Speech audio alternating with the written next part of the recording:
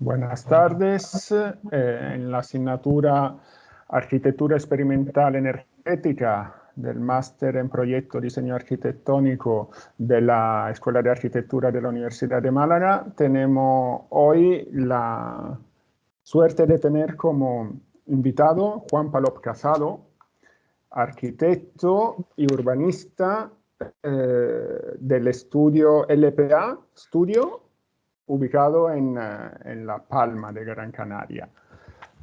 Es una gran oportunidad para nosotros poder escuchar su presentación. Ya tiene un currículum que no cabe presentar aquí, lo tenéis en su página web. Y la conferencia que nos va a presentar hoy tiene como título Biourbanismo de Sol y Playa.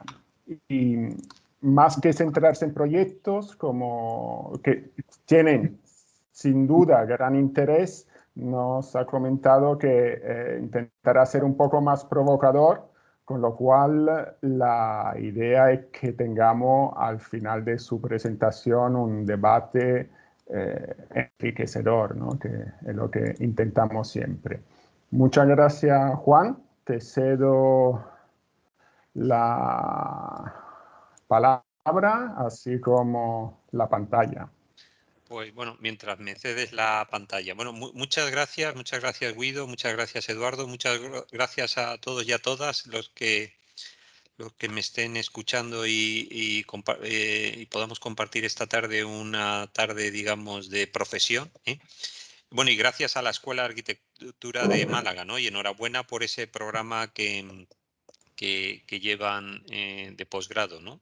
Sobre energía, ¿no? En proyectos arquitectónicos y energía. Creo que he visto ahí que sonaba tremendamente sexy, ¿no? El tema. ¿He compartido ya o...? No, no te vemos. A ver, espérate, a ver si puedo... ¿Ahora? Ahora sí. Ahora sí, ¿no? Entonces le doy. Sí.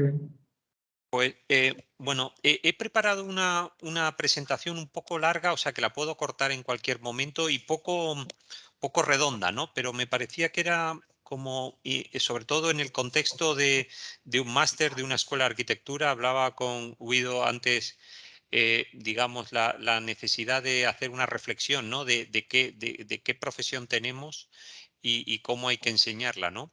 Y por eso me ha preocupado más sacar algunos temas que explicar, digamos, proyectos de arriba abajo, ¿no? A ver si soy capaz. No me funciona el... Ahora sí.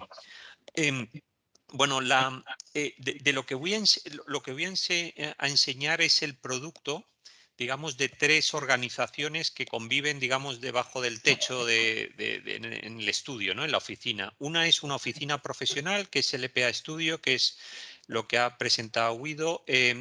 La otra es una asociación sin ánimo de lucro, que esperamos que pronto se transforme en una fundación que básicamente es, digamos, el reverso del LPA Studio y el que nos permite pues hablar de cosas que la profesión, por su lentitud, por su cierto conservadurismo, digo, o incluso por la cantidad, digamos, de responsabilidades que conlleva, pues no lo permite, ¿no? E incluso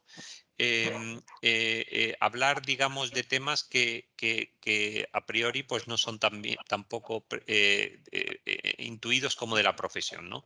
Ahora explicaré un poco esto. Y la tercera organización es una spin-off que ha surgido un poco de todo esto, que es Mi Plaza, que es una empresa dedicada a gestionar y a desarrollar procesos de participación y diseño social relacionados con el territorio y la ciudad. Bueno, básicamente la oficina está organizada, digamos, hace planeamiento, hace diseño, tiene un equipo de construcción, todos se unen, digamos, como los lobos, ¿no?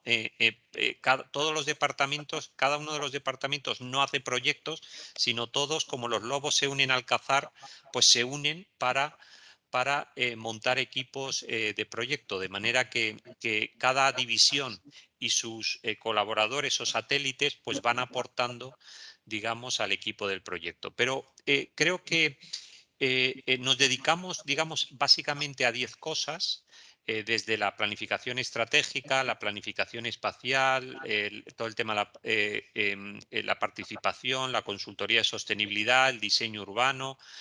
Y lo curioso es que si uno lo analiza, solo el 10%, en lo que pone aquí buildings, es visible en un colegio de arquitectos. O sea que desde el punto de vista de un colegio de arquitectos, hemos dejado de ser arquitectos. Y yo creo que este es uno de los aspectos que merece la pena resolver, porque nosotros estamos encantados con lo que hacemos. Cuando digo encantados es que disfrutamos, creemos que para, digamos, nuestras ambiciones de poder intervenir, construir el medio ambiente construido son aspectos y son acciones o tipos de proyectos que son absolutamente necesarios, pero uno empieza a ver que solo, pues eso, el 10%, por poner un número así redondo, es visible en un colegio de arquitectos. Y yo creo que esto, o sea, somos solo 10% arquitectos, si se pudiera medir. Y yo creo que esto es un tema a reflexionar. No es que puede haber sonado un poco provocador, pero es que es así. Y creo que esto nos tiene que hacer a todos reflexionar en qué es lo que entendemos por arquitecto y cómo está organizada esta profesión. Bueno, este es un diagrama que muestra las dos bandas de buen tiempo, en donde ustedes están incluidos, que recorre el planeta. Es parte, porque queda el subtrópico, el trópico, parte de lo que se viene a denominar el sur, ¿no? Para nosotros este es nuestro plano de acción. O sea, no hemos decidido, digamos, trabajar en estas condiciones, ¿no? En ese sur, ¿no? Para que entendamos ese sur, al que ustedes también pertenecen y en el que un alemán es periferia. O sea, no somos nosotros periferia, depende cómo mires tu posición y tu misión, pues defines también tus centros y tus periferias, ¿no? Y nosotros hemos decidido trabajar en esta condición del sur, del buen tiempo. Tengan en cuenta, por hacer un resumen así rápido, en estas dos bandas se concentra cerca de 3.000 horas de luz solar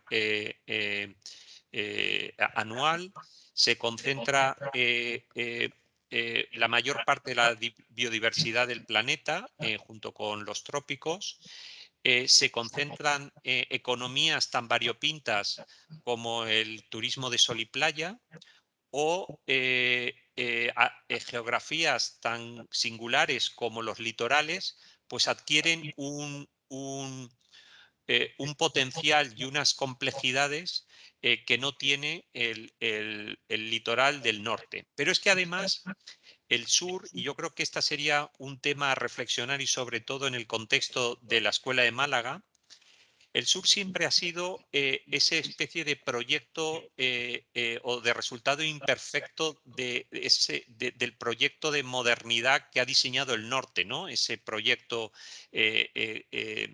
confiado en la tecnología, individualista, consumista, etcétera, ¿no? Y la pregunta que nos hacemos en la oficina es si no solo estamos dedicados al sur, porque es una condición no solo medioambiental, sino social y económica que nos interesa, si no es el sur, las geografías, estos sures, las geografías sobre las que construir y desarrollar y testear los nuevos valores que están ligados a lo que se ha venido a denominar la civilización ecológica, la postindustrialización, el poscrecimiento, etcétera, etcétera, etcétera. Además de todos los retos que plantea el cambio climático, el aumento de temperaturas, el aumento del nivel del mar, la pérdida de biodiversidad, el efecto isla de calor sobre los entornos urbanos. O sea, es para nosotros, no solo para mí personalmente, para todos los que componemos la oficina, esta es una situación que merece la pena, para la que merece la pena dedicar una vida. Y es a lo que nos estamos dedicando, a construir esta condición del sur. Bueno, algunos de los temas, de los proyectos que les voy a enseñar, he cogido solo proyectos canarios, que son en la gran mayoría, pero tenemos proyectos fuera, dentro de esas dos bandas del buen tiempo, y se concentran en estos 7 o 8 peñascos ahora mismo, varados, digamos, en mitad del océano, pero que tienen algunas condiciones parecidas a las que ustedes, digamos, en Málaga están, o sea, les caracteriza, ¿no? Bueno, vivimos de donde les hablo, y los proyectos que les voy a enseñar es un territorio que aloja el mayor número de pernoctaciones turísticas de toda Europa. O sea, Canarias, en esa fragmentación, en esos 8 pedruscos varados en mitad del océano, gestionan más pernoctaciones turísticas que Barcelona o que París, ¿no? Con lo cual ya se pueden empezar a dar cuenta que esa idea de paraíso virgen, pues es una imagen que es interesante construir para vender turismo, pero que los que nos dedicamos a construir, a planificar, a diseñar el territorio y sobre todo cómo habitar de una manera sostenible este territorio, no nos podemos creer, porque podemos estar errando incluso el objetivo. Bueno, esto confirma un poco esta tesis, ¿no? Estamos en un territorio en el que se mezclan dos condiciones aparentemente imposibles, ¿no? Tener 500 endemismos, o sea, una densidad de biodiversidad. Tengan en cuenta que solo la península ibérica, toda la península ibérica tiene 500 endemismos, y a su vez estar gestionando 150 millones de noches turísticas, o sea, con sus correspondientes metabolismos, demandas de energía, etcétera, etcétera, etcétera. Aquí es donde nos ponemos, en lo personal, cada uno puede tener su opinión sobre cada uno de estos asuntos, ¿no? Y qué importancia tienen. Pero como profesionales nos colocamos en medio, ¿no? En el reto de ser capaces de habitar de forma sostenible estas condiciones. Bueno, y ya por acabar, por desmontar el mito, ¿no? de la postal idílica, pues la Universidad de Pensilvania hizo hace un par de años un atlas de hotspots del planeta, en el que hay una amenaza, digamos, sobre la biodiversidad debido a los procesos de urbanización, y, como no, pues Canarias salía dentro de los 37, ¿no? Pero claro, cuando miras de forma sistémica, por ejemplo, una economía como es el turismo, que a ustedes les pilla cerca, nos han contado que el turismo, que qué suerte teníamos tener turismo. Yo creo que es una suerte, es una economía fantástica, pero creo que hay que centrar el tiro, ¿no? Porque siempre nos han dicho que el turismo es una industria sin chimeneas, ¿no? Sin humo, ¿no? Pero claro, cuando uno cruza los consumos de agua de un turista, que rondan los 400 litros día, frente a los 150, por ejemplo, que puede andar un residente, y ve que actualmente toda ese agua se obtiene por desalación, y que esas desaladoras están alimentadas por fuel, pues empieza a poner, digamos, el asunto, o sea, empieza a situar el asunto para poderlo tratar, digamos, cara a cara. Y es que cada turista, en el fondo, es una chimenea. O sea, esa idea de que vivíamos en una industria sin chimeneas, pues parece que no es tan cierto. Esto que les estoy diciendo no es una crítica al turismo, es más, nos dedicamos a muchísimos de nuestros proyectos tienen que ver con el turismo, pero los orientamos de esta manera, ¿no? A intentar resolver este tipo de situaciones, no a ignorarlas, ¿no? Básicamente, el sur, todos los sures han vivido, se han desarrollado en 50 años, ¿no? Canarias también, ¿no? Nosotros aquí hacemos un pequeño diagrama de, bueno, de bloques de 50 años, del año 20 al año 70 existe como una Canarias preindustrial, exótica, ¿eh? A partir del 70 al 2020 aparece un bloque de 50 años donde aparece esa especie de turbodesarrollo que han sufrido Canarias, pero todos los sures peninsulares, como bien saben, en el que, entre otras cosas, están basadas en 3 industrias altamente contestadas por la sostenibilidad. Uno es la aviación a reacción, que es la que hace posible el turismo de masa. La segunda es la dependencia de las cadenas de suministros globalizadas de alimentos, esta idea de que la pera o la manzana que viene de Chile, etcétera. Y el tercero es la desalinización del agua, que es la que hace habitable estos territorios, especialmente los insulares, pero que está ligada a altas emisiones de CO2, ¿no? Bueno, esto para nosotros, este diagrama es muy importante porque nosotros a lo que nos dedicamos, a lo que nos levantamos todos los días, a lo que se dedican esas 3 organizaciones que le he comentado al inicio, lo haremos bien, mal o regular, pero nos dedicamos a construir, digamos, el tercer bloque, ese bloque que empezaría en el año 20 y que acabaría en el 70. El 70 me viene muy bien el bloque de 50 años, pero también me viene muy bien porque dicen que que será el fin del capitalismo. No sabemos muy bien lo que habrá, pero dicen que no ha habido un sistema económico que dure más de 250 años, ¿no? Y es esa civilización, esa sociedad postindustrial que, entre otras cosas, pues que apuesta por la biodiversidad y la salud, las 0 emisiones, la economía circular. A eso es a lo que nos levantamos todos los días en LPA, en el Instituto 20 Grados y en mi plaza, a construir, a ser uno más, digamos, a contribuir a dar ese salto de lo industrial a lo postindustrial, a construir las bases y lo que se pueda avanzar de estos 50 años, que si incluso en términos de ODS podríamos decir que tenemos ya una primera reválida en el año 30, ¿no? Y en el año 50 con los objetivos, los correspondientes objetivos de descarbonización. Pero esto es importante porque en una entrevista Bill Gates hacía un comentario que a mí desde entonces me sorprendió, ¿no? Y decía que, bueno, que este es el reto, pero que puede haber territorios que no consigan hacer esta transición, ¿no? Y es esta línea roja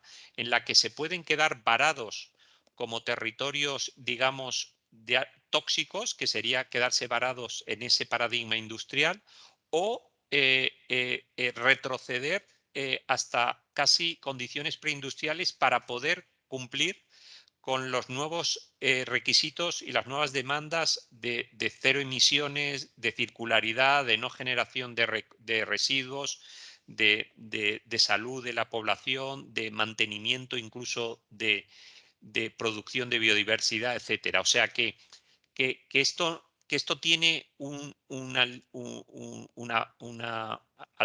opción de éxito, pero tiene 2 opciones también de retroceso, fracaso, llámenle como quieran, ¿no? Bueno, básicamente tenemos una disciplina que ha sido el brazo armado de una economía concreta, que básicamente era una economía que resolvía un problema y creaba 4. Eso es lo que se ha venido a llamar en plan fino las externalidades. Que necesitábamos una carretera, pues hacíamos la carretera. Si después generábamos 3 o 4 externalidades, pues eso iba dentro, digamos, de la época, ¿no? Y ese es un urbanismo, y el urbanismo que hemos heredado, probablemente el que sigamos enseñando, probablemente el que siga codificado en nuestra normativa, sigue siendo este urbanismo en donde la esfera económica está por encima, envuelve, es prioritaria sobre la esfera de lo humano, la biosfera y el mundo de la energía y la materia. Cualquiera que sepa un poco, que esté familiarizado con la bioeconomía, habrá visto que estos son dos diagramas de bioeconomía, donde yo a la palabra economía la he sustituido por urbanismo y la palabra bioeconomía la he sustituido por biourbanismo. Pero claro, en este nuevo escenario que les comentaba antes, pues este es el diagrama cambia, ¿no? Y tenemos la esfera de la energía, la materia, la biosfera y lo social por encima, por encima y como aspectos determinantes de la esfera económica, ¿no? Y yo creo que este nuevo contexto necesita un nuevo urbanismo que yo he denominado biourbanismo, digamos, haciendo este juego entre economía y bioeconomía, ¿no? Pero es que el diagrama anterior es el que pone en orden los famosos objetivos de desarrollo sostenible, que cada vez que yo veo la matriz típica de los cuadraditos unos al lado del otro, pues uno no acaba de entender. Esto sí que es unos objetivos de desarrollo sostenibles organizados y priorizados. Como ven, aquí se hace un símil entre el diagrama que les comentaba antes, en el que la biosfera, lo social, envuelven y determinan el desarrollo de la economía, que nadie niega, pero que tiene que ser lo suficientemente creativa y sofisticada como para empezar a no generar externalidades, más bien generar todo lo contrario, regenerar condiciones sociales y de la biosfera, ¿no? Y dicho en plan tontorrón, si quieren, tenemos un urbanismo que el proyecto responde a lo que responde, y después tenemos dos preguntas, ¿no? Preguntamos a la naturaleza no humana, ese es el estudio de impacto ambiental clásico a posteriori, y después preguntamos a las naturalezas humanas, que es el clásico información pública, que no reconoce ya como proceso, bueno, que no ha reconocido nunca como proceso de información, de participación, nadie y ningún estándar, ¿no? Frente a este otro modelo en el que el urbanismo lo que intenta es construir, diseñar y construir modelos regenerativos en cuanto a las naturalezas no humanas, o sea, la biosfera, el ambiente, como se quiera llamar, y a lo humano, ¿no? Y por lo tanto los procesos de participación, con todos los matices, porque yo creo que de todo esto hay que hablar también mucho, ¿no? Pues se ponen por delante del proyecto. Pero esto que puede parecer pues un ejercicio, digamos, más o menos, bueno, interesante sobre, o sea, iluminador sobre cuál es el cambio entre urbanismo y biurbanismo, muy simplificado y muy... plantea asuntos críticos, y es que el urbanismo tenía un cliente, pero es que el biurbanismo tiene tres clientes, y eso hace la práctica de esta profesión, ya no la hace tan sencilla, porque tienes como cliente el que te encarga el proyecto, bien sea la administración o un cliente privado, pero tienes que reconocer como clientes tuyos, y entiéndanme clientes casi con cursiva, a esas naturalezas, a lo social y a lo medioambiental. Y eso, bueno, pone las cosas en un contexto totalmente distinto de lo que es la práctica de esta profesión, y plantea retos y digamos, posibles problemas que hay que saber que van a existir. No se les oculta a ustedes que tener un cliente que es el que te paga, tener tres clientes, pues la cosa cambia bastante, ¿no? Bueno, esto es básicamente esta idea de los sistemas vivos, que yo creo que hay que tenerla constantemente esta profesión tiene que empezar a incorporarlas, la interdependencia, la integridad, la biodiversidad, la cooperación, el tema de la escala, ¿no?, que es tan importante, los ciclos, que no hay residuos, que en la naturaleza todos los residuos son alimentos. Bueno, todo esto que ustedes saben, los flujos constantes, entender que estás interviniendo en una dinámica y que tu intervención se incorpora a esa dinámica, el tema de los comunes, de lo común, bueno, todos los procesos en feedback, no solo de la propia realidad urbana, sino del propio proceso de trabajo, etcétera, etcétera, etcétera. Bueno, y esto es, saca este diagrama de un proyecto de consultoría sobre el tema de capacidad de carga, pero nos puede servir, ¿no? Hasta qué punto, cómo el urbanismo, por ejemplo, de zonas turísticas, pues tiene que empezar ya a diseñar sistemas, digamos, circulares o cíclicos, ¿no?, como le gusta a los más puristas llamar, porque circular no hay nada en la naturaleza, siempre hay pérdida, ¿no? Pero bueno, estos se quedan. Y este es otro diagrama para mí que probablemente sea el que más vaya a afectar desde mi punto de vista, o a mí más me ha impactado en nuestro propio concepto de la profesión, ¿no? Ese mundo industrial que hablábamos era un mundo centralizado, en donde todo, y cuando digo todo es todo, la universidad, la familia, las ciudades, la profesión, todo tenía este esquema. Claro, en este esquema la arquitectura es, pongamos, vamos a hacer el juego un poco de dónde se pone la arquitectura. La arquitectura es un punto negro y la infraestructura pues son esas rayas negras, de manera que la arquitectura no estaba obligada a resolver asuntos en tanto en cuanto, como por ejemplo el saneamiento o la energía, en tanto en cuanto había un centro que le proveía y que le resolvía esos asuntos. Claro, en el momento en el que pasamos a un sistema distribuido, los sistemas distribuidos plantean en el que todos los puntos son todo a la vez. O sea, infraestructura y estructura se combinan en cada uno de los puntos. Dicho de otra manera, el paisaje ya es infraestructura, ya no hay una infraestructura centralizada que te tiene que resolver los asuntos, entre otras cosas porque son sistemas, los centralizados, como bien saben, muy poco resilientes, que muy fácilmente colapsables, y además con las intensidades de desarrollo que nos traemos en el primer mundo, absolutamente insostenibles. O sea, es que ya no es posible cargar. Estos sistemas ya no son capaces de dar servicio, y vamos a sistemas distribuidos que son capaces de cargarse mucho más, que son obviamente mucho más resilientes, pero que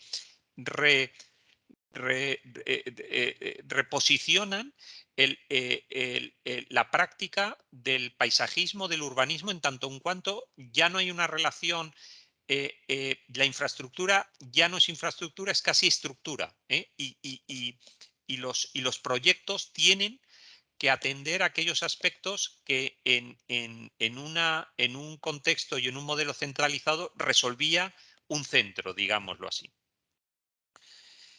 Bueno, y este es otro diagrama que yo creo que a nosotros nos ha ayudado, ¿no? Y este concepto de la ecología, que se sitúa en la intersección de entre la tecnosfera, que sería un poco lo social, digámoslo así, y la biosfera, que sería lo natural, ¿no?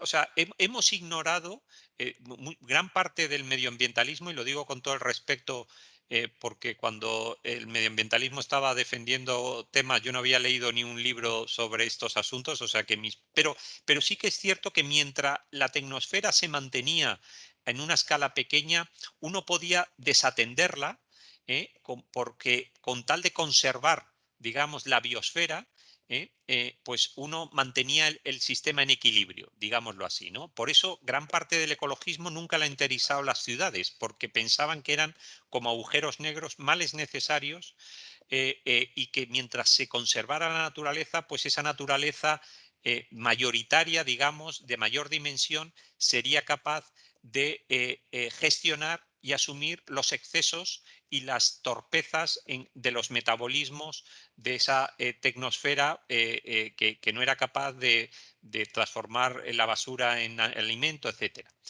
El problema viene y en las islas desde donde nosotros hemos concentrado no solo nuestra práctica profesional, sino nuestro laboratorio donde tantear y donde exponernos a situaciones muchas veces límite, que nos están ayudando a desarrollar técnicas que después vamos exportando. El problema es que en el antropoceno, básicamente el antropoceno es que esa tecnosfera, esa sociedad ha adquirido tal tamaño que ya no se puede ignorar. Y por lo tanto, tenemos que replantear el urbanismo y tenemos que ponerlo en esa intersección entre naturaleza y sociedad, que es donde coloco el biourbanismo y más que ese urbanismo que ha servido tradicionalmente a la tecnosfera, y que todo esto, bueno, tiene su, digamos, su construcción argumental, pues en todo el concepto de la ecología desarrollado en los 70 por Eugene Doom y sus colegas, ¿no? Y que nosotros nos sentimos tan próximos, ¿no? Y ya acabo, digamos, esta primera parte, pero cuando Jeremy Riskin habla del Green New Deal y arranca así un capítulo, It's the Infrastructure Stupid, esto a esta profesión tiene que hacerle pensar, ¿no? Y a nosotros personalmente nos hizo un poco pensar que probablemente, y aquí voy a intentar ser un poco no es provocador, pero creo que probablemente las ciudades y los paisajes que tengamos que hacer van a ser más un tema de infraestructuras que de arquitecturas. Y es ahí un poco donde, entiéndame, lo digo con la boca pequeña, pero entiéndame lo que les quiero transmitir. Que nosotros en estos momentos estamos más interesados en diseñar infraestructuras que arquitecturas, ¿no? Bueno, he añadido este diagrama al estar en un contexto académico por si les podría servir cómo trabajamos, ¿no? Este es un diagrama que tenemos que mejorar porque aún está un poco, pero básicamente nosotros definimos unos principios ecosistémicos, que es un poco algunos de los asuntos que les he añadido, ¿no? Esa idea de entender la realidad como algo vivo y por lo tanto operando con las dinámicas y lógicas de lo vivo. ¿eh? Y lo primero que planteamos son cuáles son los objetivos del proyecto. Y aquí es donde ya esos principios expanden, ¿no? O sea, ya los objetivos no son solo el briefing, el programa funcional del proyecto, sino que hay otro tipo de objetivos medioambientales y sociales que forman parte de esos objetivos del proyecto. O sea, todos los proyectos son en el fondo, tienen que resolver un programa funcional, un asunto, pero no es ni de lejos el gran problema de los proyectos. El problema de los proyectos es siempre tiene una gran componente social y medioambiental en el hilo, un poco de lo que les comentaba al principio, de que tenemos tres clientes siempre, ¿no? El que nos encarga algo y nos paga, y después esos dos clientes que en el fondo es uno que es la vida en sí, ¿no? Humana e inhumana. A partir de ahí empezamos a introducir un análisis, un diagnóstico y una estrategia en 10 dimensiones que son las que nos van permitiendo detectar las dinámicas que existen en ese territorio. Lo legal, lo territorial, la movilidad, los usos, el paisaje, el medio ambiente, la energía y los residuos, lo social, lo económico y el estado del arte, que básicamente es, bueno, ver qué aspectos de ese proyecto pues se han tratado antes. Pero, por ejemplo, nosotros tenemos, o sea, esta idea de la referencia a la arquitectura como algo totalizante lo tenemos totalmente prohibido, valga la redundancia, y hablamos como de estado del arte. O sea, parcialmente hay asuntos que otros han resuelto. Por lo tanto, no consideramos que si mañana nos van a encargar un resort, nos interesa ver resorts, nos interesa ver pues cómo uno ha resuelto la movilidad, cómo otro ha resuelto la biodiversidad. O sea, no hay la referencia totalizante propia que es muy dominante en las escuelas de arquitectura, ¿no? Y todo eso, pues vamos tanteando con esos objetivos por aquello de que las realidades complejas solo se pueden mirar con objetivos, ¿no? Porque si no, no hay manera de entrarles, ¿no?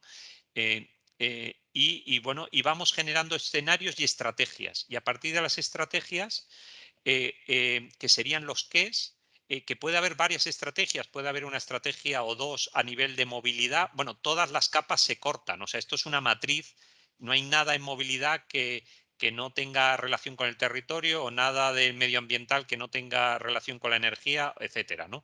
Pero a partir de ahí, pues planteamos varias estrategias, no hay esa, de nuevo, no hay esa idea de proyecto, que es, en mi opinión, reductiva, si no hay estrategias en distintas dimensiones y de lo que se tiene que dedicar la propuesta es a ensamblarlas unas con otras hasta producir ese monstruo, digamos, que responde a distintos objetivos, opera en distintas dimensiones, etcétera, ¿no? Y es lo que nosotros llamamos el sistema de diseño. Ahora después me oirán hablar del sistema de diseño. Y finalmente, que no es finalmente porque ven que vamos dando el feedback constante en toda la viabilidad y la sostenibilidad. Y cuando hablo de viabilidad en todas las dimensiones: económica, legal, incluso social, tecnologías disponibles, etcétera, ¿no? Y vamos haciendo un feedback constante de los objetivos, informan los análisis entran los escenarios la propuesta de viabilidad, vuelta a empezar, y no pasa, intentamos que no nos pase eso que algunas veces pasa en los procesos lineales, que ustedes todos hemos sentido, que uno empieza a hacer el análisis, el diagnóstico y la estrategia cuando empieza la propuesta. Porque el sistema lineal no te ha permitido pues tener una lectura rica del contexto, porque solo cuando empiezas la propuesta es cuando lo tienes, ¿no? ¿Cuántas veces nos ha ocurrido a todos como estudiantes? Bueno, hasta aquí, digamos, una introducción un poco, digamos, destartalada, de algunos de los aspectos que nos preocupan, ¿no?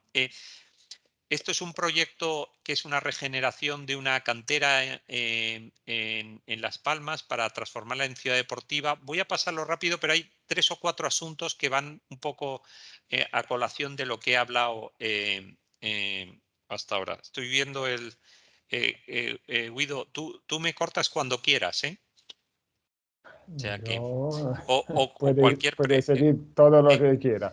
cualquier pregunta es bienvenida. Bueno, básicamente es de nuevo una ladera donde resulta absolutamente imposible meter 3 campos de fútbol. Ese era el programa, y entonces nosotros planteamos intentar de alguna manera mantener los corredores ecológicos a pesar de colocar esas 3 grandes plataformas, y después aprovechar el proyecto para restaurar el...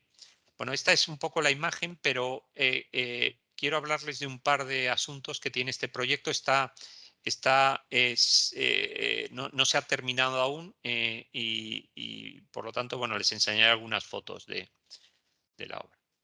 No, esta es una imagen que yo creo que en el nuevo escenario, lo que llaman post-growth, o sea, de post-crecimiento, sea lo que sea, nos vamos a empezar a encontrar, y nos encontramos en España en la crisis económica, cuando se empezó a reducir los presupuestos de mantenimiento de nuestras calles y carreteras, ¿no? Empezamos a ver que esa estética de lo nítido, de lo no vegetal, en el que nos habíamos educado en tanto los viales como era una estética construida a base de inyectarle dinero y por lo tanto energía porque lo que sale cuando reduces la inyección de dinero y de energía son estos entornos.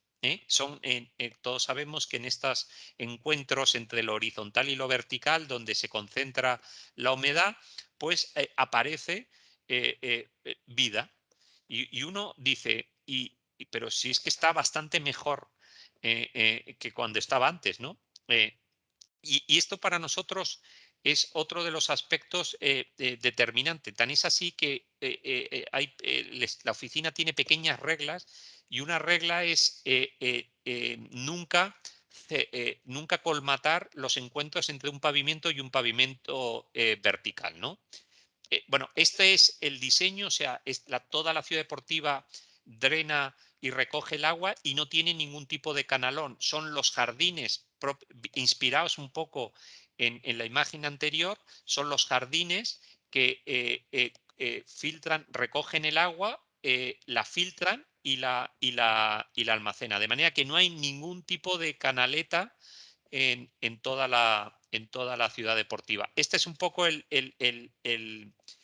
aspecto, ¿no? O sea, todos los paseos se encuentran con los paramentos verticales, con esos jardines drenantes que además de captar el agua dejan que la vegetación crezca, propio de este sur, por sacarle las oportunidades que nos da este sur de luz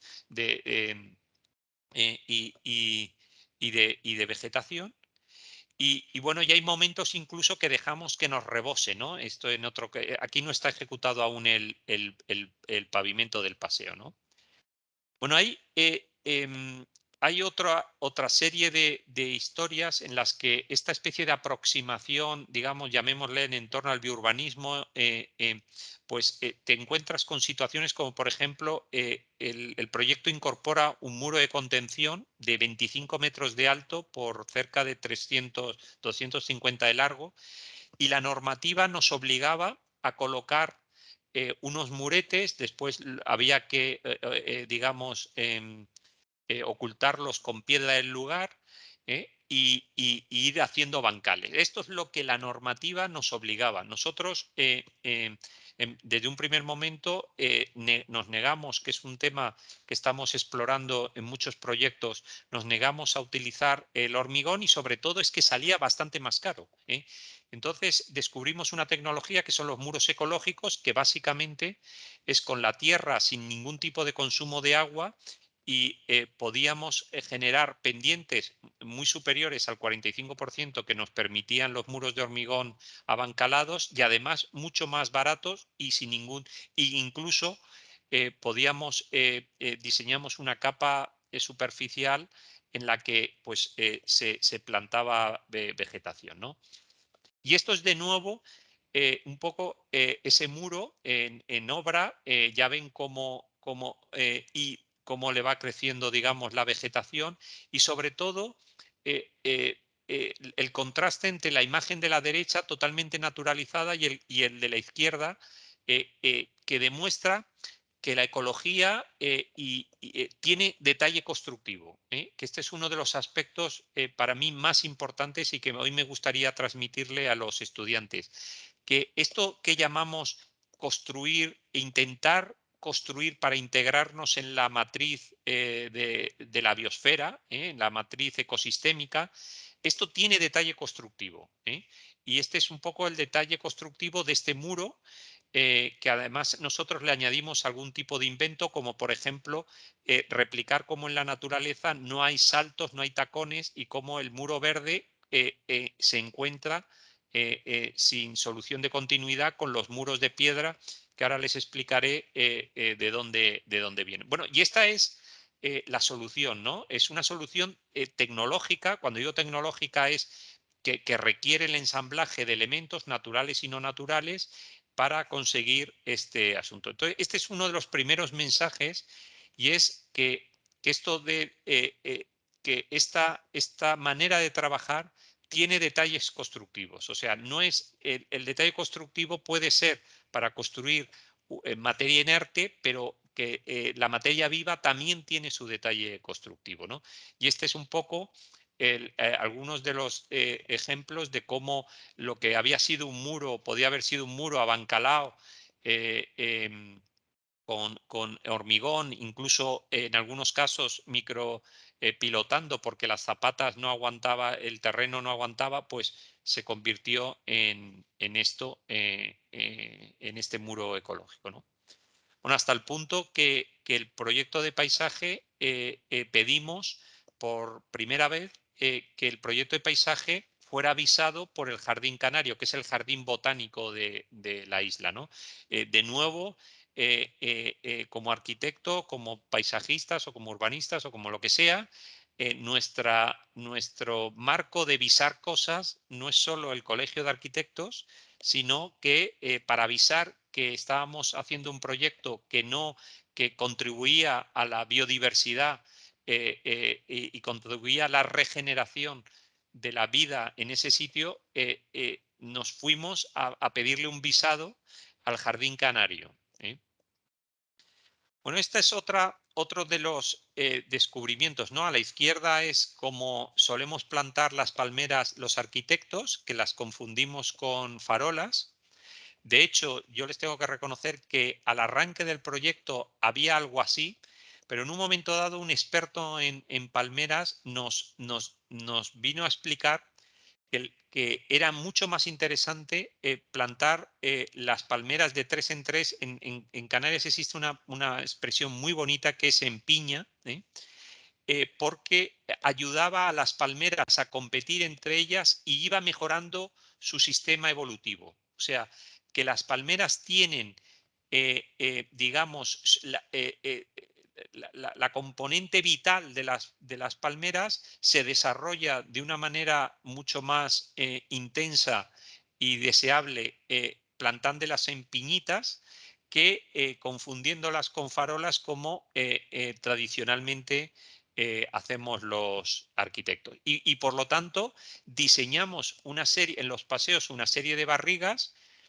donde plantábamos las piñitas de palmeras y además, es que son estas cajas de sistemas de drenaje, permitíamos que el sistema de pluviales tuviera pérdidas en estos puntos y replicara la humedad, o sea, los puntos de humedad donde tradicionalmente se dan todas las palmeras, ¿no? De manera que aquí no solo las plantábamos en piñitas de 3 en 3, sino que allí donde estaban plantadas las palmeras, el sistema de drenaje de la urbanización perdía agua y generaba y simulaba, o sea, más que simulaba, creaba las condiciones de humedad con las que necesitan las palmeras. Aparte de que todas las arquetas iban ocultas en las jardinerías y no aparecía ningún tipo de arqueta que nos recordara, digamos, que nos recordara un entorno más industrializado y más urbano, ¿no? O sea, aquí también hay un aspecto psicológico, ¿no? Y de nuevo esto tiene su detalle constructivo. Estos son unas cajas, estos son los SUS, que se llaman sistemas de drenaje sostenible, en el que de impermeabilizar estas cajas a no impermeabilizarlas permitíamos que hubiera pérdidas y alimentaran la zona de palmeras. De nuevo, plantar una palmera tiene un detalle constructivo que se parece más al de una fachada de una torre que al que aparentemente podemos pensar. O dicho de otra manera, que la ecología vuelve a tener detalle constructivo y tiene detalles constructivos de cierta complejidad, ¿no? Por ejemplo, aquí ven cómo el bordillo siempre va por debajo del pavimento del paseo para permitir que cuando llueve el agua venga a estos puntos, se filtre y ya la almacenemos aquí y la conduzcamos por gravedad a donde hasta el bordillo, ven que se invierte. Esto es la luminaria que va puntual. El bordillo siempre está más bajo que el pavimento. Bueno, y esta es un poco alguna de las imágenes, ¿no? Ven estas barriguitas que son las que iban haciendo, barriguitas iban generando esas piñas de palmeras donde incluso, como les comentaba, el sistema de drenaje perdía agua y generaba esas condiciones de humedad. Y de nuevo, bueno, esta es una sección del campo que ahora les explicaré, pero de nuevo, con este detalle lo que les quiero un poco transmitir es que frente a ese entorno circular que recoge todo el agua, que la filtra, que pues existe no una naturaleza intocada, sino una construcción, digamos, de esa ecología, ¿no? Bueno, este es el... Perdona, no sé cuántos proyectos tenía pensado contarnos. Que ¿Puedo lo parar único ya? que Porque... quería, Dime. sí, no, lo único que quería comentarte era si podía intentar encerrarlo en un cuarto de hora para dejar un Sí, tiempo mm, para pregunta y discusión, que seguramente en ese tiempo también nos puede volver a presentar alguna vale. imagen de esos proyectos. Sí, pues me voy a otra cosa. Bueno, esta es un poco como toda la piedra. Simplemente contarles que cuesta lo mismo desmontar 1 metro cúbico de ladera que transportarla a vertedero. O sea que si toda esa piedra se queda en el edificio, has reducido a la mitad, digamos, como en este era el caso, el coste. Pero me voy a ir a otra cosa que les quiero contar, que a lo mejor los estudiantes... Bueno, este es un proyecto de Lanzarote, pero quiero básicamente contarles... tengo 10 minutos, Guido. Cuarto de hora, 10 Vale, minutos, un vale. cuarto de hora. Bueno, este es un proyecto...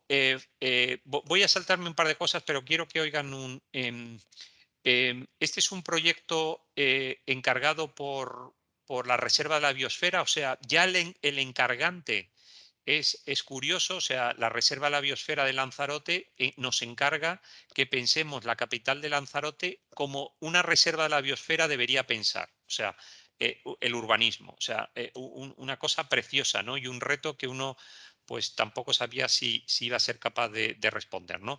Pero este es un poco el paradigma en el que nos movemos, ¿no? Por un lado, Lanzarote y su escasez de agua ha sido capaz, el mundo de lo rural, ese mundo poco educado, ha sido capaz de construir, digamos, un paisaje cultural a partir de la escasez del agua, a partir de la gestión del agua, y el oficio al que pertenecemos todos, que es el de la derecha, no ha sido capaz de gestionar una ciudad que se inunda 2 veces al año, árida, y que hasta hace muy poco estaba diseñada para que esas lluvias aprovecharlas y recogerlas en aljibes y maretas, que se llama, y que ese proceso de industrialización de estos últimos 50 años pues ha llevado a que nuestra profesión, la educada, la sofisticada, sea capaz de colapsar ante algo que sabemos que ocurre todos los años, que eran 2 lluvias potentes y que hasta hace nada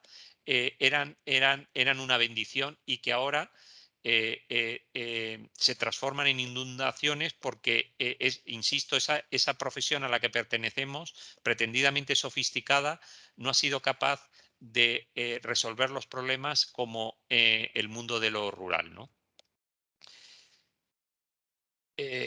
Bueno, esta es una imagen que yo creo que es muy importante. La izquierda es el plano de arrecife. Y la derecha les voy a contar qué es. Cuando nos hicieron el encargo, yo le pedí a la reserva que nos diera 3 meses para recorrer la ciudad, y me dijeron que sí. Entonces, durante 3 meses me cogía mi avión, me iba el viernes con mi mujer y pasábamos 3 días recorriendo toda la ciudad a pie, ¿no? Y a partir de ahí descubrimos lo que no hubiéramos descubierto de otra manera. O sea, la lección es esa consabida ¿no? máxima de que el mapa no es el territorio. Bueno, pues el mapa no es el territorio. Y entonces, con esos paseos, fuimos descubriendo que el agua en Arrecife había dejado unas trazas, o bien porque un ingeniero a la izquierda medianamente sensible había dicho, bueno, vamos a dejar aquí una escorrentía, o bien en Solares, el agua que tradicionalmente recorría toda la ciudad hasta llegar al mar y que los vecinos la captaban, pues estaba interrumpido, pero había dejado sus trazas que se podían reconocer en estos dos ejemplos, ¿no? Y que teníamos una ciudad pues en guerra con el mar, ¿no? A la izquierda es un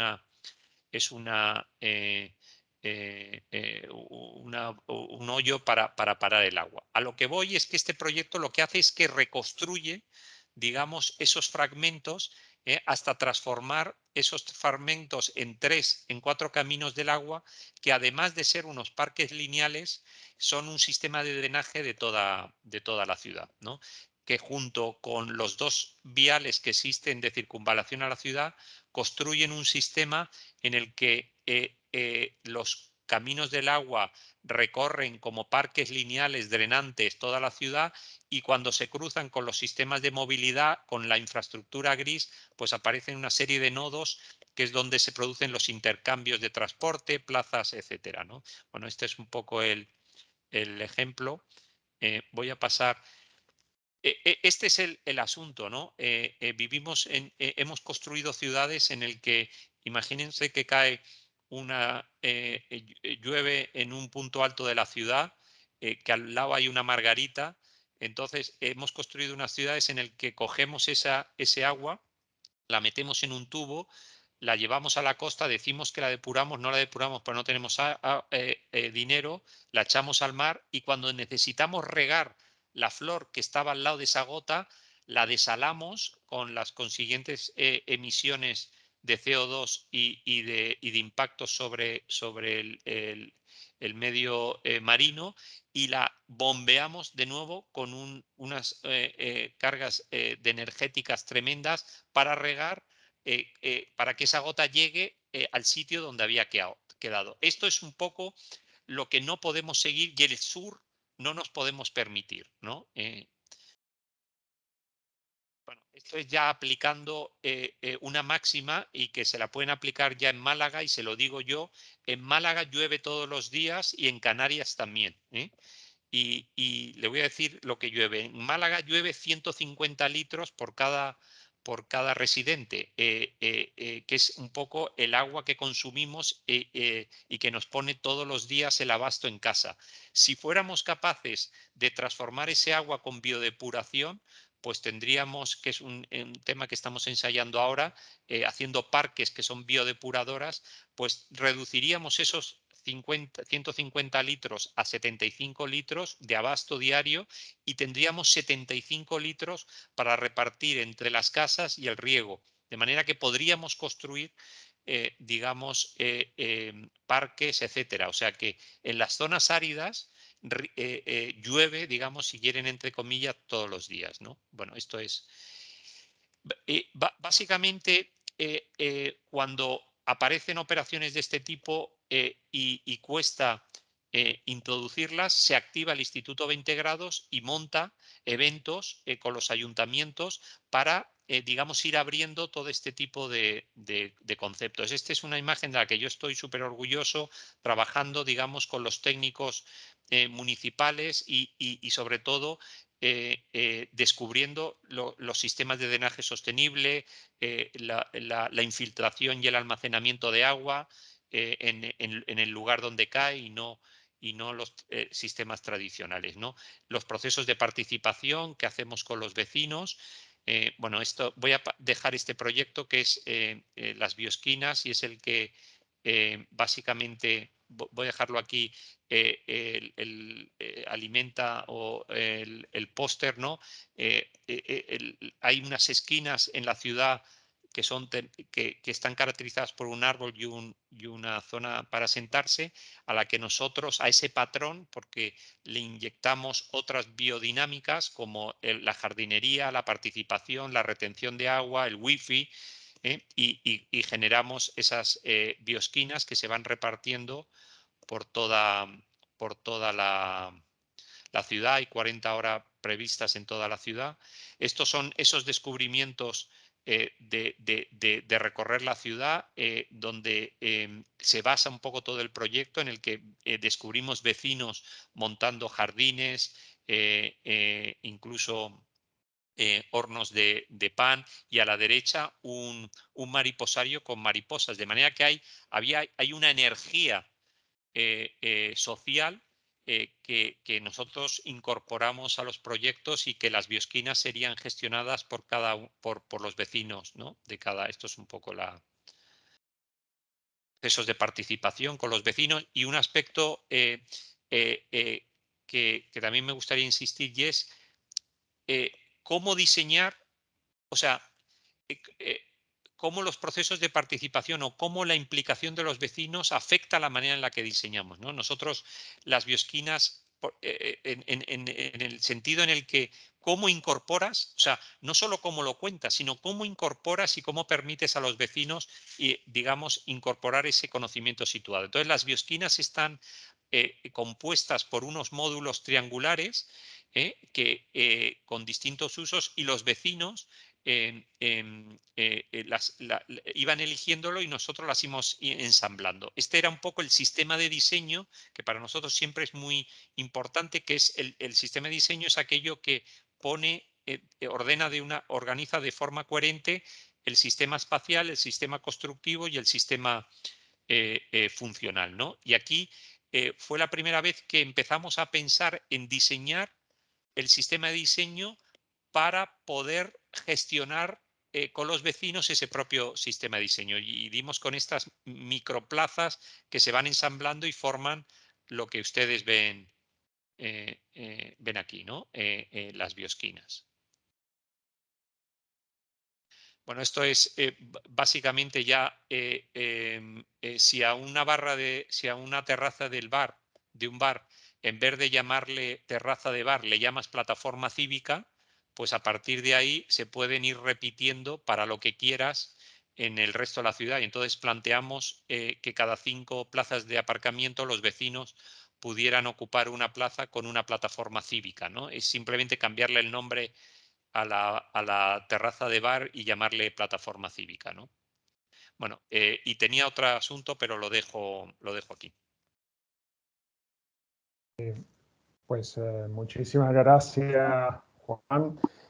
Lamento de verdad esa carrera que ha tenido que dar, saltando proyectos, saltando muchas cosas que seguramente habrían interesado a todos nuestros estudiantes, ¿no? Espero que ahora en el debate quizá más fácil si lo coordina Eduardo, que tiene los estudiantes ahí delante, para ver un poco la duda y la pregunta que estén surgiendo.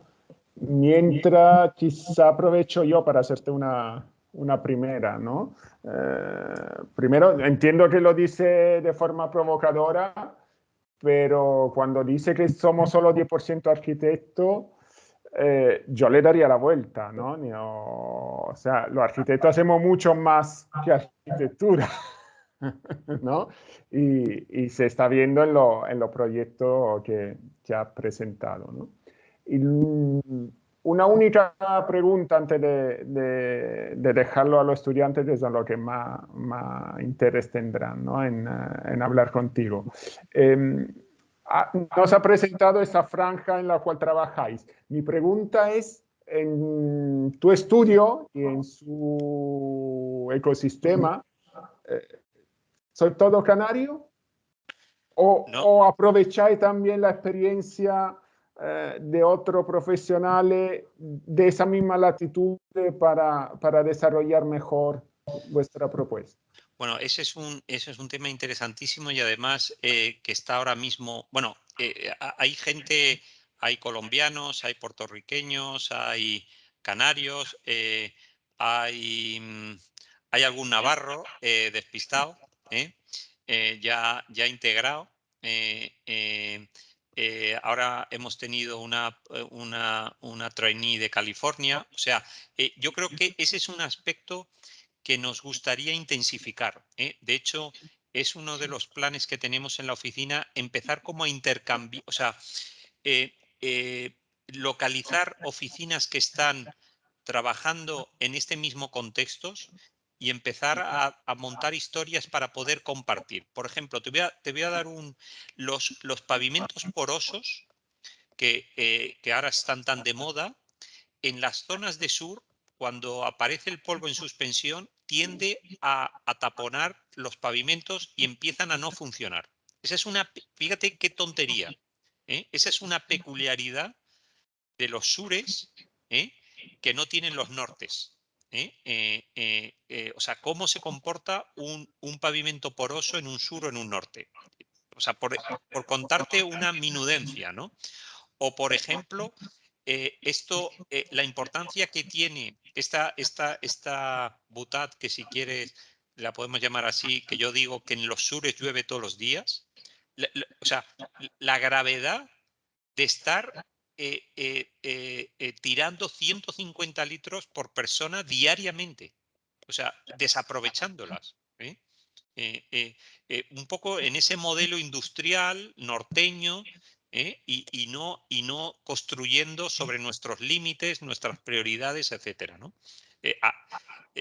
Bueno, así podríamos ir hasta aspectos como, por ejemplo, la economía del turismo, que, por ejemplo, sorprende, esto lo he dicho varias veces, incluso en Madrid, en el ministerio, sorprende que una economía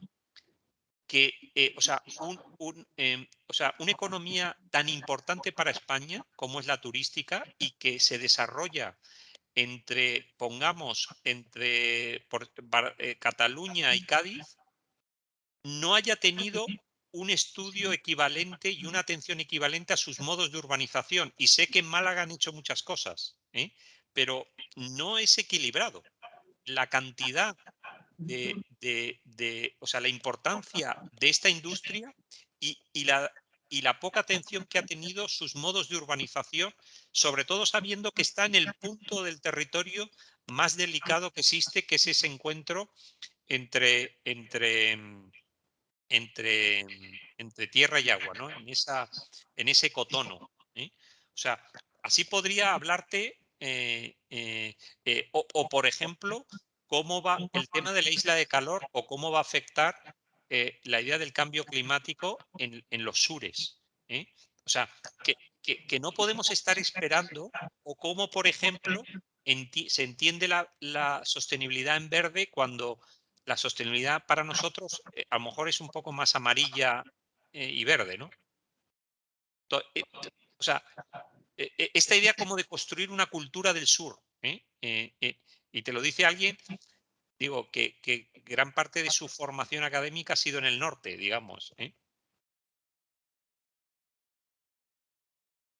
Yo quería hacerte algunas precisiones respecto a lo que has comentado, Juan, sobre todo los proyectos que has mostrado. La verdad es, a nivel de tratamiento del paisaje, yo me he quedado muy impresionado en el sentido de que nosotros, por ejemplo, trabajamos permanentemente con buscar soluciones para, para muros de contención, para plataformas, y al final siempre terminamos en soluciones más o menos tradicionales, ¿no?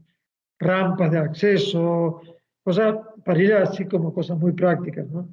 Si lo trasladamos, no quiero ir muy a lo profesional porque estamos ahora en la escuela, pero si lo trasladamos a la experiencia que van a hacer los estudiantes en, en este tipo de prototipos para,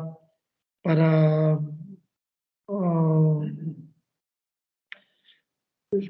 sí, para situaciones límites, para tal. Entonces, por un lado, yo sé que hay soluciones como los muros de tierra, yo es que creo que tú has pasado como un abanico así muy rápido, pero que creo que tienes un contenido tecnológico muy, muy avanzado, espectacular. Por ejemplo, pequeñas cosas, ¿no? Muros ecológicos, ¿no? Muros ecológicos en pendientes, en taludes y tal. Una preguntilla. Cuando hablas de muros con pendiente ecológico y tal, ¿estás hablando de bunitados o estás No, hablando? no, no. Es tierra, solo se hace con tierra. Básicamente, no, es que me has soltado la palabra gunitado y ya me he vuelto loco, ¿no? Sí, sí, no, yo sabía que te iba a provocar por eso. O sea, He aquí dicho, ¿se lo digo o no se lo digo? Pero ¡pum! estamos de provocación mutua. No, no, fíjate, o sea, estos muros están, o sea, tienen una tecnología, o sea, básicamente funcionan por tongadas compactadas de tierra con una malla que genera el rozamiento. El truco está en el que los últimos 50 centímetros le colocamos un mallazo con una tela de coco y le metemos tierra vegetal. Y por eso son muros verdes, salen plantas Sí, pero y- aparte, por ejemplo, es tan interesante esa tecnología porque no sé si editáis algo o una página web donde se puedan ver detalles constructivos de sí, cómo, de incluso te cómo. los puedo mandar, ¿eh? A mí me parece espectacular. O sea, quiero decir, en la experiencia al menos que yo tengo de construcción de ese tipo de muros. Y luego, otra cosa que no sé si has tocado, pero que seguramente habráis investigado para edificaciones de emergencia o algún tipo de cosa de esas, que son los muros de tierra compactados. Eso estamos ahora explorándolo en un proyecto que era el tercero. em,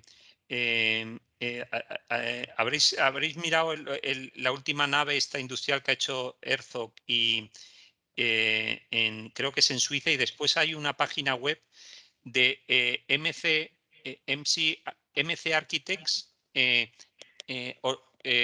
Se lo mando a Guido Sí, mañana. Y ahora estamos explorando en Forte, porque este proyecto, o sea, este proyecto, por ejemplo, tiene, espérate que te enseñe, eh, tiene, por ejemplo, todo el graderío hecho sin hormigón. Solo es piedra y muro ecológico. Incluso el sí, muro ecológico está dentro del edificio. El edificio está aquí metido.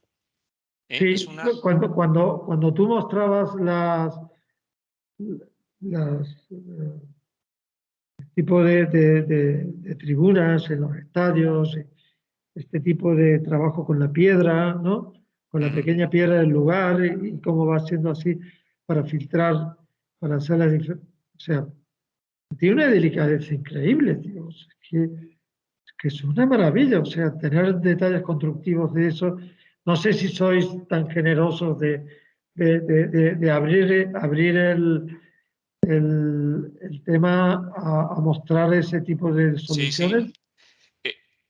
Lo único que, o sea, yo encantado, y yo creo que no hay, además, por principio no hay ningún problema. Lo único es que los editores de un libro que estamos preparando me dejen, Ah, pero básicamente, estoy preparando un libro, pues yo, a mí me parece pero súper. fíjate, Eduardo, esto está hecho con la tecnología civil, está hecho el edificio. O sea, el edificio vuelve a repetir todos los principios del muro ecológico y está aquí metido. Aquí hay 3 plantas. No lo estamos No viendo, lo Juan. estamos viendo. Perdón. Bueno, pero yo lo comparto, te lo mando bueno, antes de nada te agradezco los comentarios, pero, o sea, eh, eh, por ejemplo, ahora todo el tema de la tierra compactada, o sea, ahora nos hemos empeñado en construir sin hormigón. Bueno, solo las cimentaciones, Es que hay un mundo tan bonito y sobre todo tan del sur, ¿no? Incluso, si quieres, lo podemos dejar hasta en lo frívolo estético, que yo creo que lo estético no es nada frívolo, pero hasta en eso empiezan a ser tecnologías que las reconoces próximas culturalmente. Sí, ¿eh? sí, a Y construir paisajes, ¿verdad? exactamente. Bueno, a mí lo que me gustaría es ser jardinero, ingeniero civil y planificador estratégico de una multinacional. Esas 3 condiciones son las que me gustaría a mí tener. O sea, Ya, pero a ver, vamos a ver, yo creo que, bueno, no estoy dejando, quizás alguno de los estudiantes quiere comentar algo. Mario, sí, me voy a callar. Sí. no lo oigo, pero bueno, tú me lo puedes repetir. Sí, sí, sí. Tiene que acercar él quizá o... Sí, no. Ahora lo comento. Dímelo.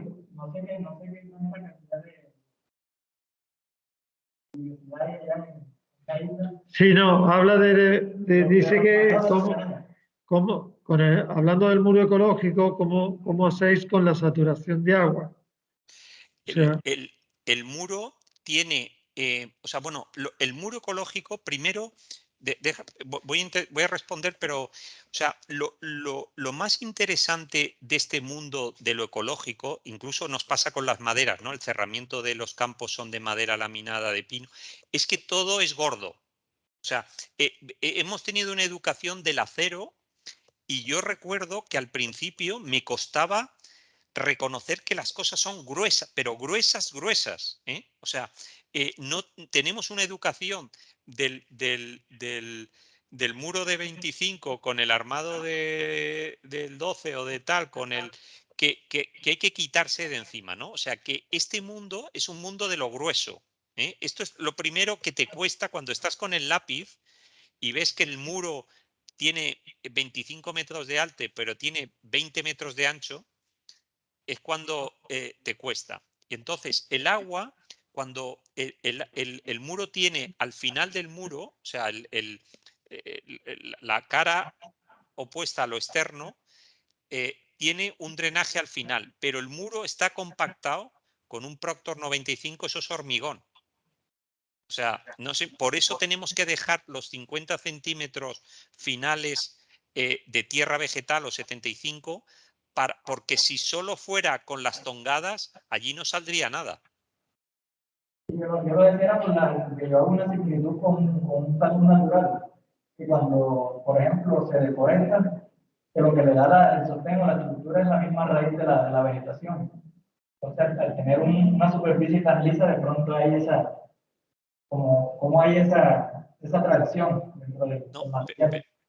Pero eso es interesante. Es que aquí es que este tipo de muros, que es una tecnología de hace 10 años, que es en la que se confiaba en la consistencia de la cara externa del muro, en que la vegetación generara. Este no.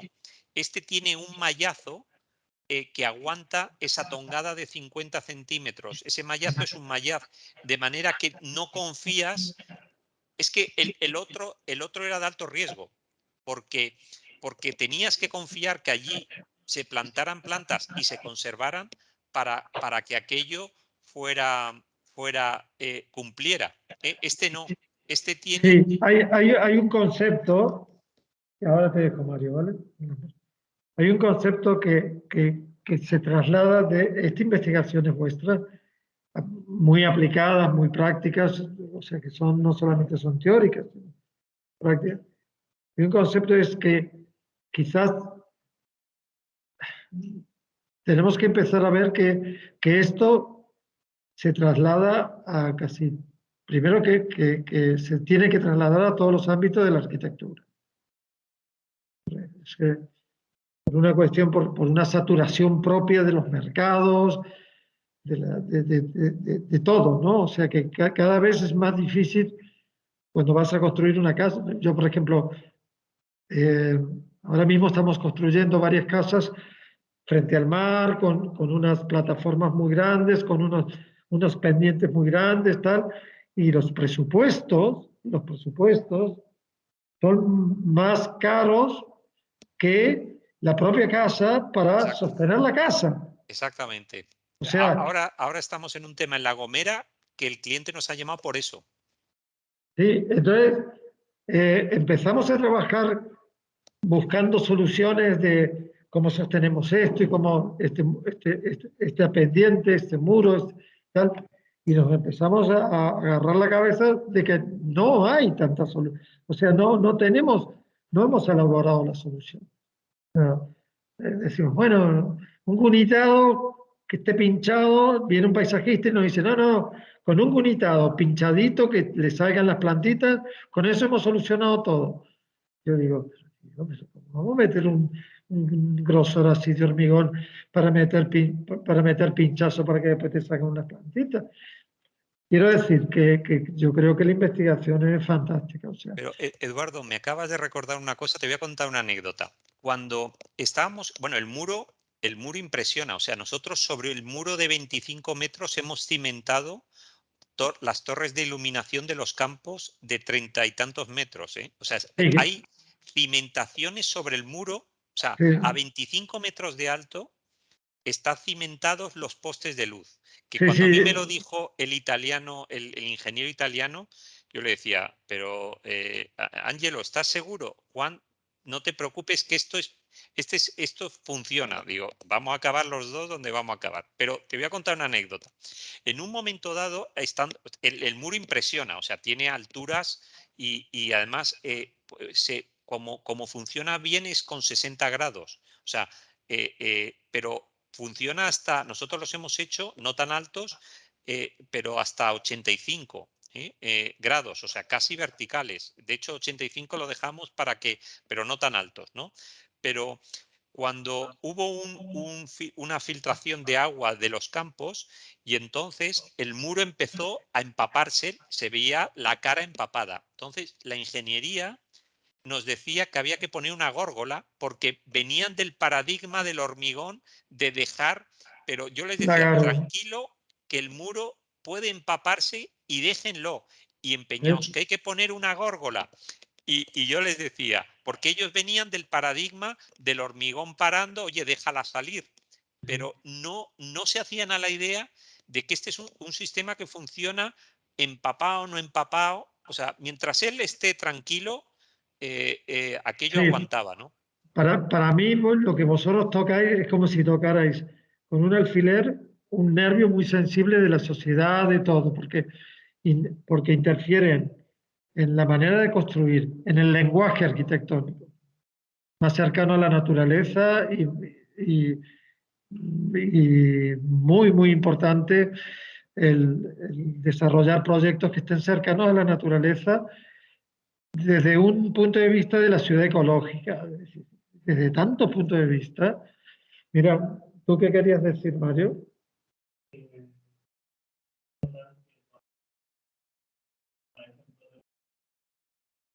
¿Dónde podemos encontrar más ejemplos de biourbanismo? Es que están haciendo el libro, ¿eh?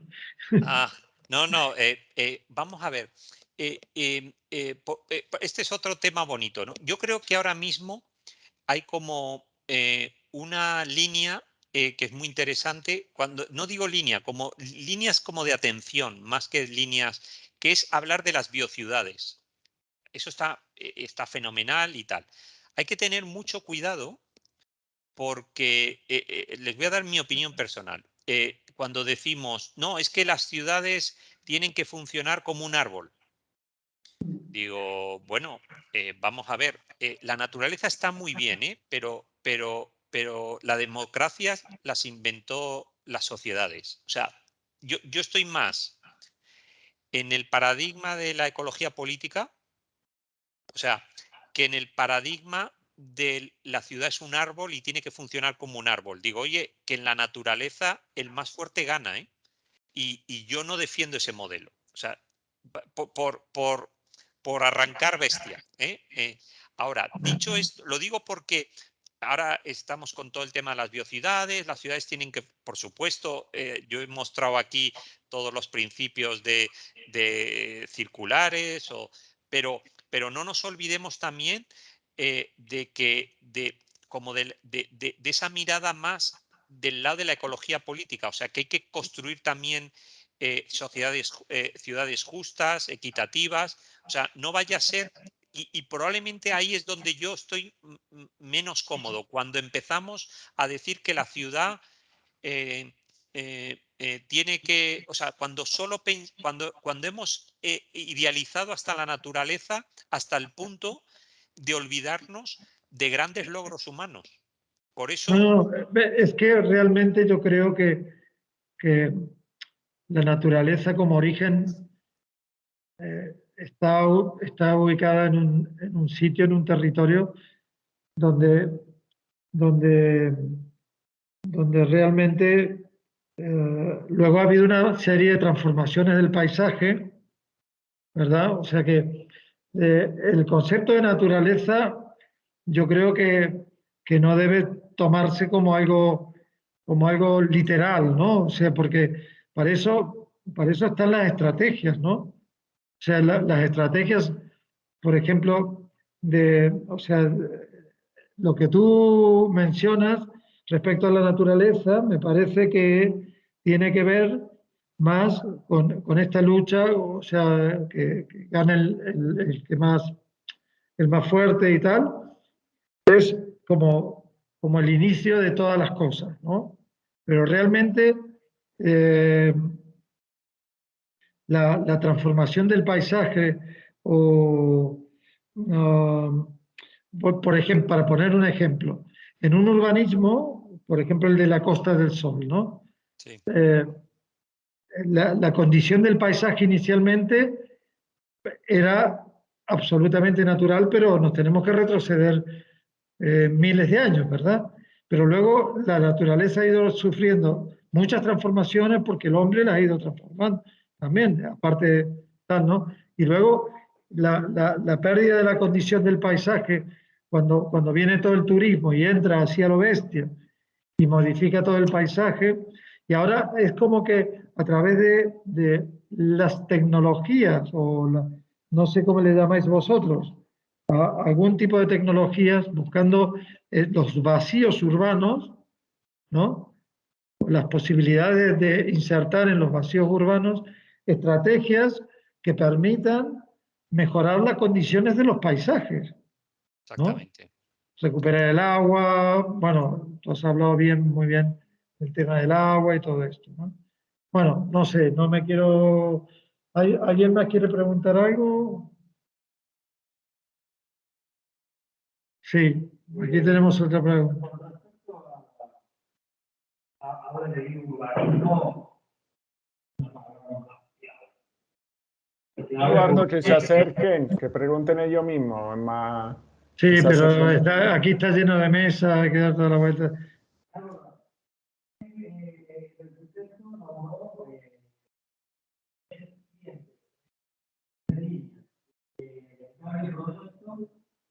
El medio ambiente y lo social.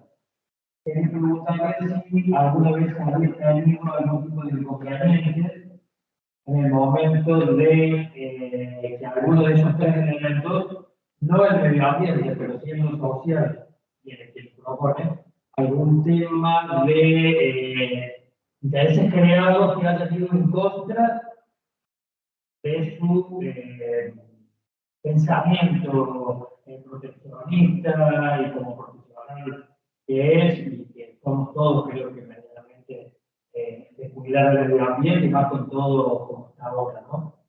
Que ha tenido algún problema. Y en el caso de la Costa del Sol y toda esta gran área, ¿cómo manejan el tema de los intereses económicos en cuanto al uso del suelo y a lo que cuesta el metro cuadrado construido, ¿no? O sea, que por ahí se hace imposible, tratando de poder hacer algo, un proyecto, un resultado que sea acorde y beneficioso para el paisaje, ¿no? He escuchado solo el final, pero a lo mejor respondiendo al No, final. básicamente si en los procesos estos estratégicos habéis tenido problemas con los especuladores, ¿no? Con promotores, todo lo que rodea por ejemplo, él ponía el ejemplo de la Costa del Sol, lo complicado que es intervenir, claro. Es lo que yo lo que creo e interpreto que de lo que tú dices es que,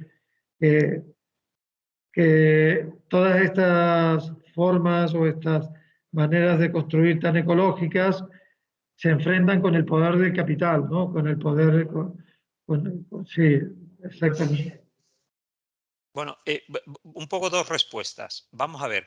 Ojo que hay solución, por ejemplo, revestir todos esos gaviones de los muros del edificio de piedra, son la piedra, o sea, eh, eh, porque es muy interesante ver cómo uno descubre ciertas dinámicas que, a no ser que se ponga en esta situación, no se presentan. Por ejemplo, lo que comentaba antes.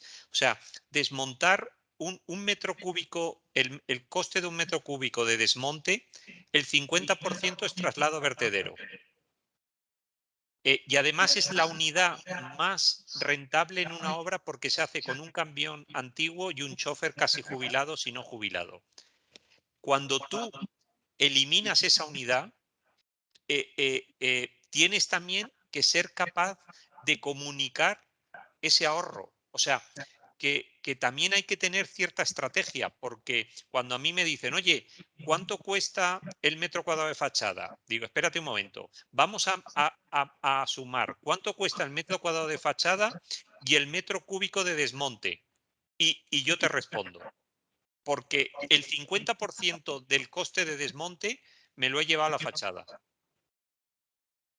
Sí, O sea, es una de las cosas que estaba apuntando, que acabas de decir que normalmente nos fallan cuando estamos trabajando, es la falta de comunicación de las estrategias, ¿no? O sea, mira, es que yo te voy a hacer esto, pues sí, pero cuando tú entras y le haces entender al promotor, incluso al promotor privado, al promotor pequeño, cuando le están haciendo la casa y tal, y le haces ver los ahorros, la gente entra por ahí, ¿eh? La gente, absolutamente. absolutamente. O sea que, a ver, vosotros no estáis en la utopía. O sea, a mí me encanta la palabra utopía y me parece que los ejercicios que hacemos de proyectos siempre tienen que tener un cierto ámbito de utopía. Pero vosotros no estáis en la utopía, vosotros estáis generando cosas muy prácticas, ¿no? Muy reales, ¿no? Sí, pero ante la pregunta si hemos tenido, o sea, problemas tienes todos los días, quieres hacer un Problemas muro tienes todos los ecológico, días. o sea, todos los días, incluso contra aquello de dicen, bueno, si esto es nuevo tiene que ser más caro, ¿no? Hay cosas que son más caras, o sea, no, por Sí, ejemplo, claro. yo que soy certificador BREEAM, tenemos más o menos medido que un edificio certificado BREEAM puede aumentar un 3% su presupuesto, pero es que entre todos tenemos también que hablar, que es que un 3% se llevaba hasta hace nada el intermediario que vendía el piso, que no aportaba ningún Sí. valor. A ver, yo te voy a hacer una pregunta respecto a los sistemas pasivos, ¿no? O como el SATE, por ejemplo. Eh, me gustaría una opinión sobre ese tema. Vamos a ver, a mí todo lo que sea pasivo, o sea, me gusta más que lo activo. O sea, a mí lo que me gusta es activos los usuarios y pasivos los sistemas. De hecho, hay una relación entre los sistemas activos necesitan usuarios pasivos, porque y los sistemas pasivos necesitan usuarios activos. Todos hemos estudiado esos libros en el que el usuario en verano abre una ventana o abre un no sé qué o abre un muro tal. O sea, que hay una relación inversa entre lo pasivo del sistema y lo activo del usuario. El problema es que estamos acostumbrados a construir perezosos. O sea, es que, pero esto me conecta con una cosa, que es la cultura de los cuidados. ¿eh? Todo esto necesita cuidados. O sea, por ejemplo, el gran problema que nos encontramos ahora mismo con todo el tema de biodiversidad, que es algo que estamos trabajando, el concepto de biodiversidad positiva, es que las ciudades están montadas para, o sea, no hay, las ciudades, los presupuestos con los que se organiza una ciudad y la mentalidad, el mindset que dirían está montada sobre una estructura inerte. y no viva. Por eso, por ejemplo, mañana pones un árbol y es que tienes que revisar el contrato con la empresa, siempre una multinacional, que mantiene las jardineras.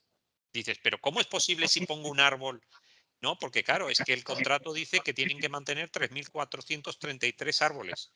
Y un árbol más es o sea, que todo esto, por eso nosotros no hemos, o sea, estamos también con el instituto haciendo cosas en ese sentido, ¿no? O sea, nosotros no podemos seguir con este asunto sin desatender que las ciudades hay que repensarlas, y cuando las repienses como algo vivo, hay que reorganizar todos los presupuestos. O sea, el presupuesto de mantenimiento de una ciudad está en base a que la ciudad es un ser inerte. En cuanto tú le metas el concepto de lo vivo, no hay manera.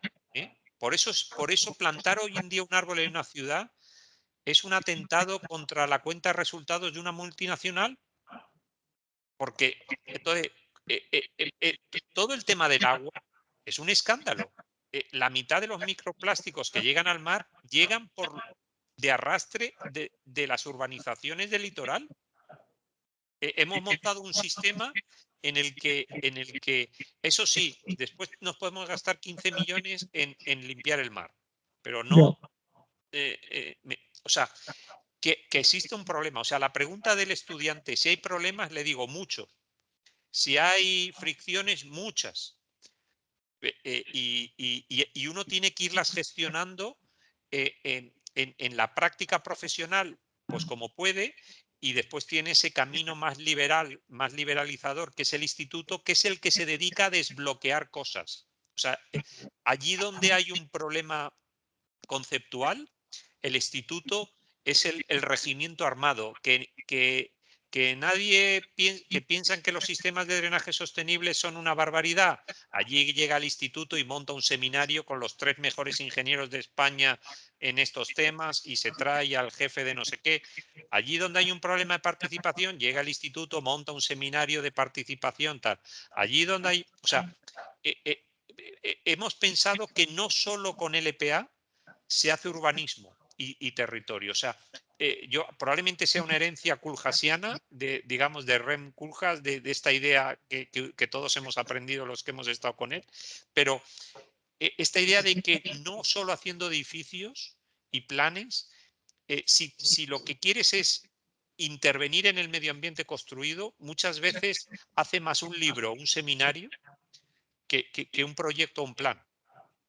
Y es más rápido y más barato. Es fundamental, como Yo estáis creo haciendo, provocar la institución a ser más ambiciosa. O sea, eso es clave. yo creo que Y en cierto modo hay que formarlos también, ¿no? Sí. tenemos que ir cerrando porque son las 9:10, pero bueno, yo me quedo con más ganas. O sea, me he quedado con Falta muchas hacer ganas. un viaje de estudio. Me quedo con Tenemos muchas ganas avión directo, o sea que y y yo encantado de ir a nosotros tenemos veros. bueno, a los estudiantes, muchísimas gracias. Nos vemos mañana a las 4:30 con Santiago Cirujera. Y muchas gracias a ti, súper agradecido, ¿no? Muy agradecido a Guido por haberte contactado. Tenemos un taller de 5º año de proyectos donde hacemos urbanismo y voy a hablar con mi compañera y desde ya te digo que nos gustaría invitarte para que hablar específicamente de cuestiones muy relacionadas con el biourbanismo y todas estas cosas. Pues Así que si me puedes dejar el contacto a través de Guido, ¿no? O sea, sí, Guido me tiene controlado. Yo por mi parte encantado. Mucho ánimo a los si quieres estudiantes. saludar a los estudiantes que están aquí. Mucho ánimo a todos. Vale. Pues Juan, muchas gracias sobre todo por tu generosidad y que se nota también en lugar de contar los proyectos, que seguro que merecería la pena, en contarnos tu estrategia, ¿no? Que yo creo que ayuda muchísimo, en primer lugar, a los estudiantes y en segundo lugar también a entender luego cómo nacen y cómo se desarrollan y luego cómo siguen viviendo los proyectos, ¿no? Porque no se trata solo de pensarlo, sino luego dejarlo. Genial, a mí me ha encantado, me ha parecido como demasiado corto, ¿no? Todo, se me ha hecho muy corto porque el tema es tan didáctico, tan interesante que bueno, y hasta luego, gracias, te saludan ahí.